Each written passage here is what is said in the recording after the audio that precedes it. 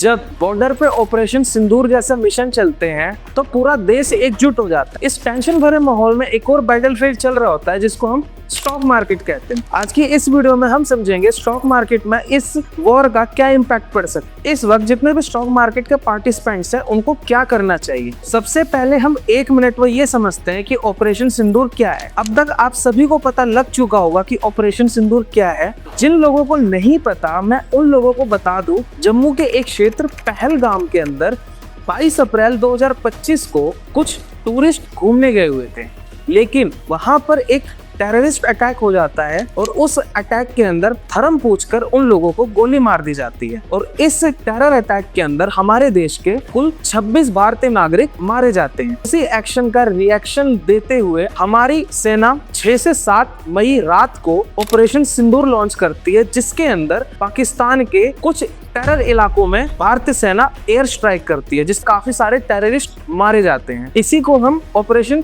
सिंदूर से जानते हैं। और साथ ही में अब ये जो अटैक हुआ था वो कहीं ना कहीं इस अटैक को लेकर इंडिया और पाकिस्तान के अंदर काफी ज्यादा टेंशन का माहौल चल रहा है, जिसके करके काफी ज्यादा वॉर वाली सिचुएशन हो रही है। नमस्कार दोस्तों, स्वागत है आपका हमारे इस यूट्यूब चैनल पर, जहां पर स्टॉक मार्केट को बिल्कुल ही इजी भाषा में समझाया जाता है। तो इस वीडियो को लाइक करिए, चैनल को सब्सक्राइब करिए। चलिए अब हम इस वीडियो को शुरू करते हैं।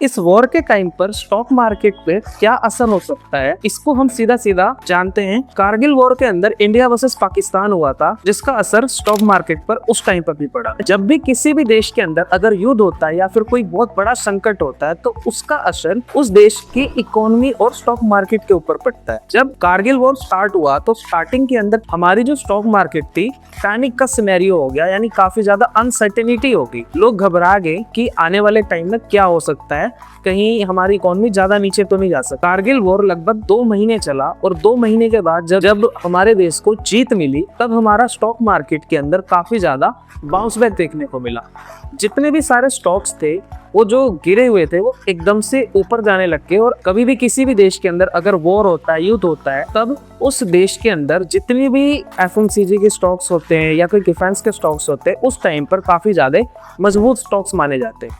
उस टाइम पर वो स्टॉक्स को छोड़कर जितने भी स्टॉक्स होते हैं वो काफी हद तक गिरना शुरू हो जाते हैं। तो मेरा इस कारगिल वॉर को समझाना आपके लिए इसलिए जरूरी था ताकि उस वॉर से हम आज के सिनेरियो को कंपेयर करके देखें। इस टाइम की मैं बात करूं तो जो हमारी इकोनॉमी है कहीं ना कहीं काफी ज्यादा मजबूत है। तो अगर ये जो वॉर होते भी हैं तो हमारे देश के पास बहुत सारे रिसोर्सेज हैं जिनके बेसिस पर ये युद्ध को काफी टाइम तक लड़ा जा सकता है। अगर सिचुएशन अभी जैसी चल रही है, अगर इससे वर्स्ट होती है यानी बुरी होती है, तो स्टॉक मार्केट हमारा पैनिक कर सकता है, यानी स्टॉक मार्केट काफी ज्यादा फॉल कर सकता है। इस फॉल के अंदर हमें कुछ चीजें करनी चाहिए और कुछ चीजें बिल्कुल नहीं करनी चाहिए। हमें इस वॉर के टाइम पर हमें क्या नहीं करना चाहिए, तो सबसे पहले हमें ये जानना चाहिए कि कभी भी कोई भी वॉर वाली सिचुएशन होती है तो उस टाइम पर जो हमारी स्टॉक मार्केट है वो काफी ज्यादा पैनिक में जाती है।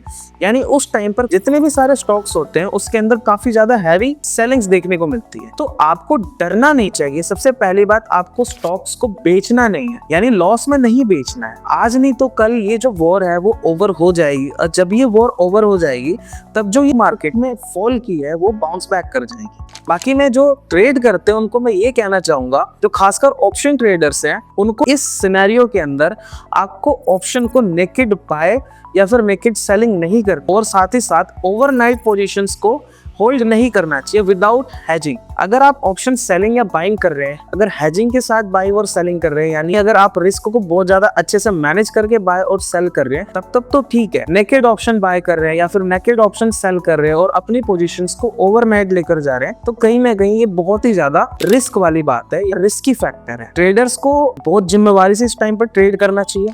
बाकी अब हम समझते हैं कि हमें इस वॉर के सिचुएशंस में क्या करना चाहिए। बाकी ये जो गिरावट होगी वो कहीं ना कहीं हम जैसे इन्वेस्टर्स के लिए काफी ज्यादा अपॉर्चुनिस्टिक होगी, यानी कहने का मतलब कि हमारे पास बहुत ही ज्यादा अच्छा मौका होगा अपनी वेल्थ को इंक्रीज करने का, यानी अपने प्रॉफिटेबिलिटी को बढ़ाने का। तो इसके अंदर क्या करना है आपको, आपकी अगर एसआईपी चल रही है तो उसको बंद नहीं करना है, उसको स्किप नहीं करना है, उसको चलते रहने देना है। और साथ ही साथ अगर मार्केट बहुत ज्यादा अच्छे से फॉल कर जाती है तो आप अपनी एसआईपी को कहीं ना कहीं डबल कर सकते हैं। अब हम बात करेंगे स्टॉक सिनेरियो की। कितने सारे स्टॉक्स है जो स्टॉक मार्केट के अंदर काफी ज्यादा हाई रेट पर ट्रेड कर रहे हैं, यानी हाई रेट पर चल रहे हैं, और उनके अंदर कहीं ना कहीं पोजीशन बनाना बहुत ही ज्यादा मुश्किल होता है क्योंकि वो बहुत ज्यादा हाई प्राइस पे होते हैं। तो इस पैनिक के अंदर वो जितने भी स्टॉक्स है वो काफी ज्यादा हद तक फॉल करेंगे, और कुछ अच्छे स्टॉक्स यानी कुछ अच्छे फंडामेंटली स्टॉक्स को हमें क्या करना है, स्टैगर्ड वे में बाय करना है।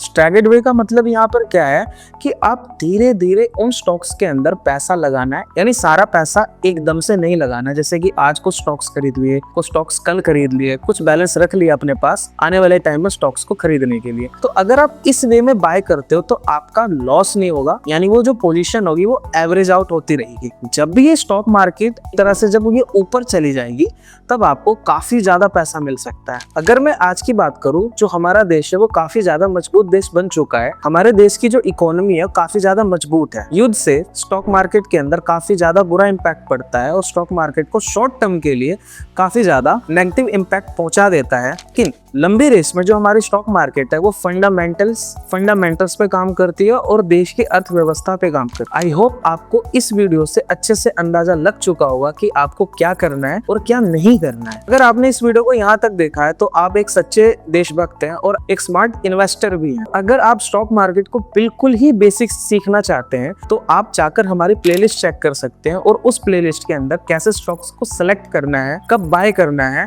वो सारी चीजें हमने अपनी सीरीज के अंदर बताई हैं। तो इसी के साथ साथ अब हम इस वीडियो को यहाँ पर समाप्त करते हैं। तब तक के लिए आप अपना अच्छे से ध्यान रखिए और जितने भी गवर्नमेंट की गाइडलाइंस होती हैं उन सबका अच्छे से पालन कीजिए। इसी के साथ हम चलते हैं। जय हिंद, वंदे मातरम, भारत माता की जय।